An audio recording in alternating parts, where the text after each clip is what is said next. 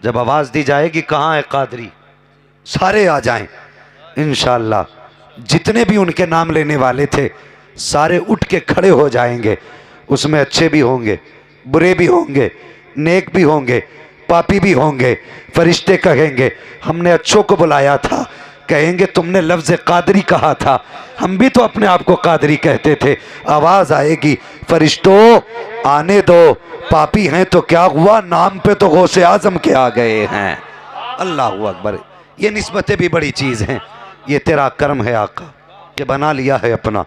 कहाँ मुझसे ये कमीना, कहाँ सिलसिला तुम्हारा।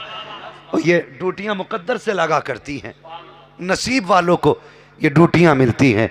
और मुझे बता तो सही, अगर तुझे कोई सपा वाला कहे तो कितना सीना चौड़ा करता है कि मुझे समाजवादी वाला कह रहे हैं। अगर तुझे कोई कांग्रेस की पार्टी से जोड़ दे तब भी तेरा सीना चौड़ा होता है कि लो मुझे पंजे वाला कह दिया। अगर कोई तुझे बसपा से जोड़े तो सीना चौड़ा करके कहता है मुझे हाथी वाला कह दिया। और मुझे बता तो सही, अगर ये दुनिया की पार्टी में तुझे शामिल कर दिया जाए तो तेरा कलेजा चौड़ा होता है। वो कितना नसीब वाला होगा जिसकी निस्बत एक बार बगदाद वाले से जुड़ेगी तो कभी मदीने वाले मुस्तफा से जोड़ दी जाएगी। नारे तकबीर, जोर से आप नारा लगा लें। नारे तकबीर, नारे रिसालत और हमारे अहले सुन्नत मसलके आला हज़रत सरज़मीने सेरिया लखा।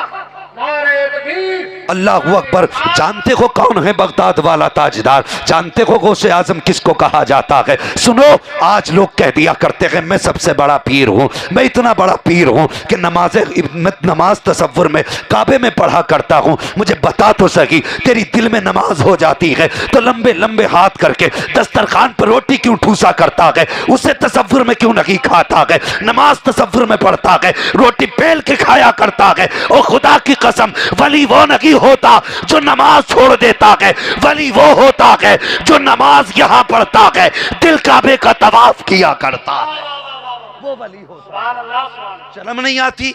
लूट लिया कौम को जालिमों ने और आके कहते हैं जी हमारे हाथ में हाथ दे दो। अभी बिहार में एक ऐसी जगह तकरीर करने गया था उस्मान भाई, जहां ऐसा पीर आया है जिसका यह दावा है कि जिसने मेरे हाथ में हाथ दे दिया उसे नमाज की जरूरत ही नहीं। लोग मुझसे कहने लगे मुफ्ती साहब, ओ उसको कहते हैं लड्डू पीर। क्या नाम है उसका? लड्डू पीर। मुझसे बोले हजरत लड्डू पीर के खिलाफ मत बोल जाना। मैंने कहा क्यों? का चाहने वाले बहुत हैं। तो मैंने क्या होगा? बोले हजरत फिर कुछ भी हो सकता है। मैंने कहा उसे डराना जो लावारिस हो, हम तो वो हैं जिसका बरेली वाला भी वारिस है और खुद अजमेर वाला भी वारिस है। हाँ, और फिर मैंने जो लड्डू को सही से धोया, इंशाअल्लाह आज के बाद वहां कोई मुंह मीठा नहीं करेगा। हाँ, शर्म नहीं आती यार? बंदा कह देता हमारे मुरीद हो गए, नमाज की जरूरत ही नहीं, पढ़ा तो पढ़ा ही है, लेटा तो लेटा ही है। और हमारी कौम भी जिसे नंगा देखा उसके पीछे हाथ जोड़ के गिर गई। बड़ा पहुंचा हुआ साहब कपड़े भी नहीं पहनता, लेकिन नंबर भी दे के जाइए और एड्रेस भी दे के जाइए ना। पीर वो नहीं जो नंगा फिरे, पीर वो होता है जो दिल पे नजर डाल दे तो दिल को मुस्तफ़ा की मोहब्बत का मदीना बना दे, उसे पीर कहते हैं। और नसीब वाले हैं हम, खुदा ने मुझे और आपको कादरी बनाया है। जो बात पूरी होगी इंशाअल्लाह हर कादरी तड़प जाएगा। बात ही कुछ ऐसी है। सरकार गौसे पाक की ज़िंदगी देखो प्यारे, आपने 40 साल तक इशा के वज़ू से फज्र की नमाज़ पढ़ी, यानी कि इशा की नमाज के बाद कभी सोते नहीं थे, पूरी रात इबादत में गुजार दिया करते थे। इतने बड़े इबादत गुजार थे और आपने 12 साल तक एक पैर पे खड़े होकर के एक रात में पूरा कुरान पढ़ा करते थे। मुझे बता तो सही मेरी कौम के नौजवान, तुझे कितने महीने हो गए हैं तूने कुरान खोल के नहीं देखा है? तुझे कितने बरस हो गए हैं तूने कुरान को जुस्तान से निकाल के नहीं देखा है?